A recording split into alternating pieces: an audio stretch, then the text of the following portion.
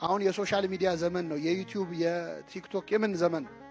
አንድ በእድሜ ጠና ያሉ እናት ወይ ትልቅ ሰውዬ ሽማግሌ አባት ከእድሜያቸው ጋር የማይሄድ ነገር ሲያደርጉ ቪዲዮ ሰው ሲያይ ምንድን ነው የሚለው? እርሶ እንዴት በመቁረቢያ ወጥ ይላል። በምን ወጥ? ብዙ ሰው መቁረቢያ ሽምግልና ነው ብሎ ያስ እግዚአብሔርን በቃ ኃይላችን ሲደክም ማስታወስ ነው እናስብ። በጉብዝና ወራት ፈጣሪን ምን በል ደስ አሰኙም የምትላቸው ዘመናት ሳይመጡ ይላል።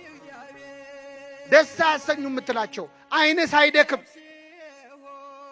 ትንሹ ነገር ሳይረብሽ፣ አቤት ስታነቡት እንዴት ደስ ይላል። በጉብዝና ወራት ብሎ ሲዘረዝረው ሳትዝል ሳትደክም፣ ጆሮ መስማት ሳያቆም፣ አይነ ሳይፈዝ፣ ሁለቱ መስኮቶች ላይ ያሉ ይላል። ሁለት መስኮት የተባሉ አይኖች ናቸው። እኛ ግን የምናስበው ስንደክም ንስሐ መግባን እግዚአብሔርን የመጨረሻ ጉዳይ አድርገነዋል። በእውነት ይቅር ይበለን አምላካችን።